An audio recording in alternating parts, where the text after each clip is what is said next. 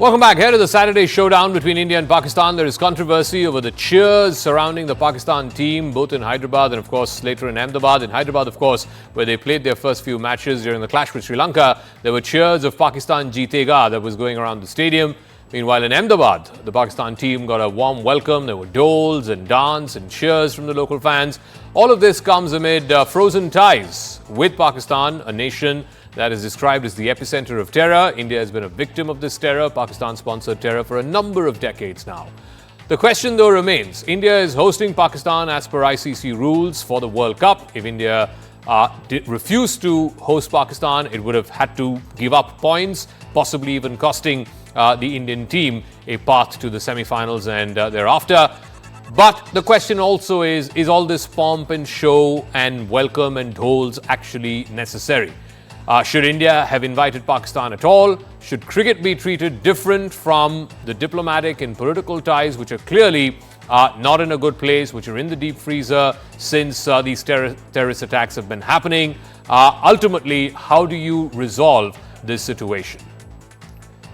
All right, let me go across to two guests who are joining me now, one each on either side of this divide. Ayaz Memon is a senior sports journalist. He's in fact going to be covering the India-Pakistan game in Ahmedabad on Saturday. Sushant Sareen is senior fellow with the Observer Research Foundation. Sushant, how do you respond to folks who say that, look, this is a game, this is cricket, the cricketers have nothing to do with the state or with the ISI.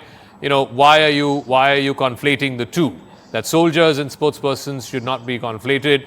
And also that if India did not invite Pakistan, India being the host, it would have to forfeit points that could possibly cost the Indian cricket team its place going further in this tournament. What would you say to them?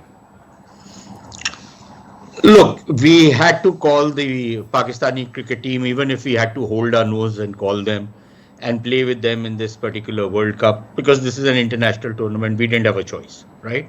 So yeah, we'll hold our nose, we'll play with them. Can we show some self-respect and not create the kind of tamasha we saw in the hotel? And have you seen what Pakistani Twitterati, Pakistani fans, some of their intellectuals have been writing? That, you know, this is how the Hindus have always invited and treated the victorious Muslims. Have you seen, and who says sports and politics don't mix? Who has told us this? One of the oldest sporting events, marathon, was also political. Let's come down to the recent times. Look at how the West has behaved with Russia, for example. How the West behaved, I'm not even going back to the 1980 Olympics and the 1984 Olympics. Let's talk about now, here and now. How the so-called civilized world operates. Why did we ban South Africa from cricket? We could have continued to play with South Africa, even if there was apartheid out there. After all, why do you mix these things? And look at the Pakistanis.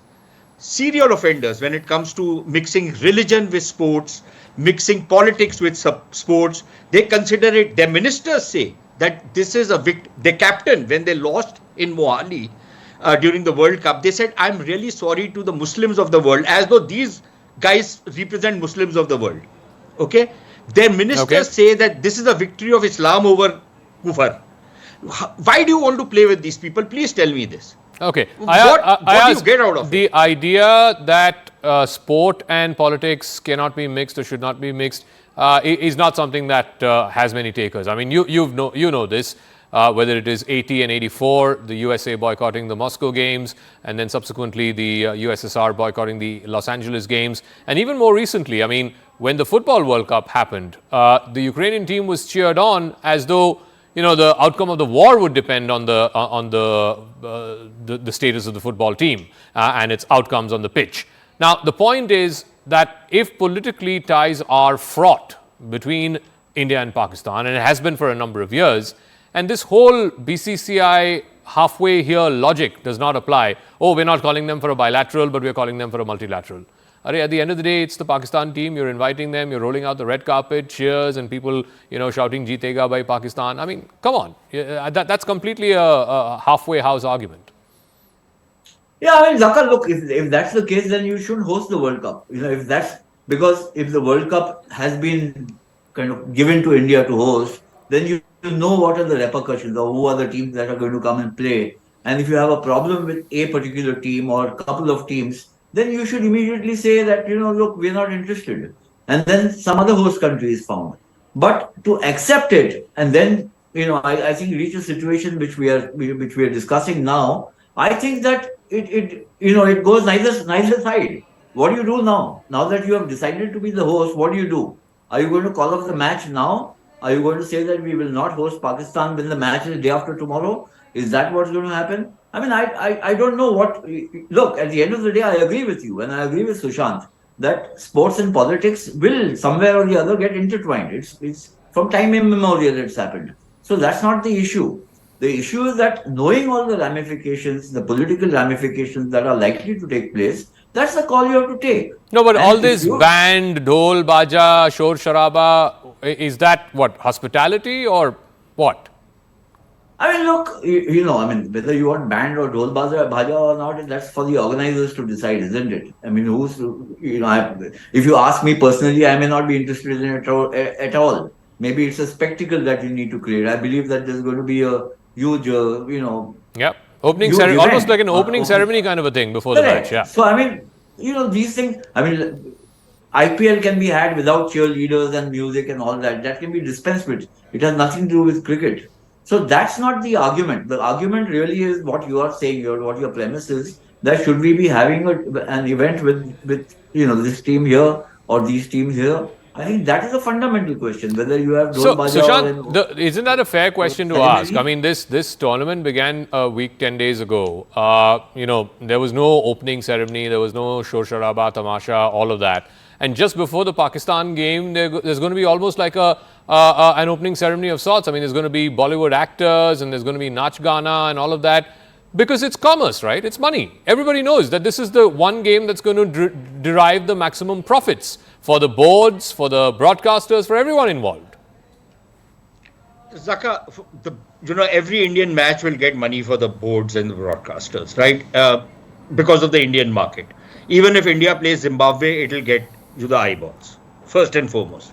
Secondly, I don't have any disagreement with Ayaz when he says that, look, either you don't hold the tournament, but if you are holding the tournament, then you have to invite Pakistan, and which is why I, right at the outset, said we'll hold our nose and invite them. If we have to play with them in this tournament, we'll do that. We will ensure that their security is taken care of. All of that is all given. The bone I'm picking with the BCCI and all the lowlives who head that organization. Do you need to do the kind of tamashas which you are doing right now? You want to create a big splash, do all the jing bang, everything. I have no problems with it if you do it in the opening ceremony. Why are you not doing it with your match with Australia? Is Australia a lesser team? Is England a lesser team? Is Afghanistan a lesser team? Afghanistan is a damn good team, right? Do it with them. There's a very obvious reason, Sushant. No, Sushant, there's a very obvious reason. The reason is the eyeballs and the money that this match will generate, no other match will generate. It's a fact. But look, the eyeballs would have been generated even during the opening this thing. You could have had India in the opening match, right? Mm-hmm. And you could have had an opening ceremony with India in the opening match. It would probably go against the old traditions. But then, where is cricket traditional anymore? Even, the World Cup is hardly traditional anymore, right? Yeah. So you can change all of that. My basic bone is that we show no self-respect, we show no restraint, and the BCCI, I don't know, I've always said this, every time I mention BCCI, I want to slip into Punjabi and I can't do it in your channel. Thank you for that, and thank God our channel is in English, not in Punjabi. But Ayaz, I come back to that point. At the end of the day, it's about commerce, isn't it? Nothing explains why in the Asia Cup, a large part of that tournament got, wiped out because of the rain. Only the India-Pakistan game had a reserve day. Why? Because the broadcasters are putting pressure on you, because the boards are putting pressure on you, the fans are putting pressure on you, because that's where all the money is generated. No other game had a reserve day except the India-Pakistan game. So let's then drop this pretense, right? Let's just say, ये पैसा है, ये धंधा है. The money is or the commercial aspect is an outcome of a tournament, whether it's the Asia Cup or the World Cup. Yes, and if it doesn't make financial sense, you won't have these tournaments at all. But that's not the point. I think the issue really is what Sushant has raised and what you have raised is why are we kind of almost, it seems that we are genuflecting against, in front of the Pakistan team by, inviting them and, having a reception committee, so to speak, in hotels and all. And I think that one has to look at it in two ways. One is that if you want to host the tournament, then you have to invite all the teams that are eligible to come, who have qualified to come. You can't say, I will invite, you can't be selective there. If West Indies have not qualified, you can't say, no, but now I want to still invite them. That's not possible. The other is, once you have invited them, I think the BCCI, in this aspect at least, is trying to play the host. And I don't see that as a reason for saying, ab ye kyun ho raha hai? Maybe they did it in Chennai also with the Australian team. We don't know. Maybe it's not been playing a good host, and to be fair, I mean, Atiti Devo Bhava, right? We had the G20, we had folks from 20 different countries coming, Sushant. We had people like Trudeau coming, but we extended the same welcome to everyone. So maybe the Australian team is also being cheered like this. Who knows? We haven't seen those pictures. But no, Sushant, the point is that this is how we treat our guests. Now, the worst thing would be to call them here because of whatever compulsions we have, hosting the tournament, etc., and then be bad hosts. Sushant. No, I'm certainly not saying that be bad hosts. I'm just saying that can you show some self-respect and some degree of restraint when you are doing this. You don't do it with the Australians. You don't do it with many of the other teams. Maximum you would hand over is a bouquet or something. If you're do the same treatment to these guys. You don't have to go overboard. And this is what my bone is with these guys. Have you absolutely no sense of decency on how you are going to, or no sense of responsibility on how you are going to deal with people? I'm not saying that, when the Pakistani team enters, you throw eggs at them. No, that's not what I'm saying. But I'm saying that can you show, some, I just keep saying self-respect because I think that is something which clearly is missing. Okay. Ayaz, I'll give you the final word. Now, I'm given to understand that Pakistani journalists who want to cover the match have suddenly been told in the last couple of days, get your passports in, you're going to be given visas, right? For all practical purposes, diplomatic ties are pretty much in the back burner. We don't even have full-fledged embassies in each other's countries. There are no full-fledged ambassadors in each other's countries. The number of visas that have been given have been really, really whittled down. And which is fine. I am with that sentiment and with that measure, because unless Pakistan addresses this question of terrorism, you shouldn't behave like this is a normal relationship. But suddenly the World Cup comes around and 60 Pakistani journalists have been told, get your passports in, we'll give you a visa. I mean, that's convenient. That's double standards at worst. Dhaka, a couple of things. One is that this World Cup hasn't suddenly come across. It's not been the development over the last few days or a few weeks. It's been in the pipeline for a couple of years at least, ever since India was allotted the World Cup. And at that point in time, in the qualifying round itself, it became known that Pakistan is one of the teams that will qualify, will be in the World Cup. And there's been, toing and froing. Yes, there's been talk whether they should come, we should come. They said they will not come, we will come. That has been going on.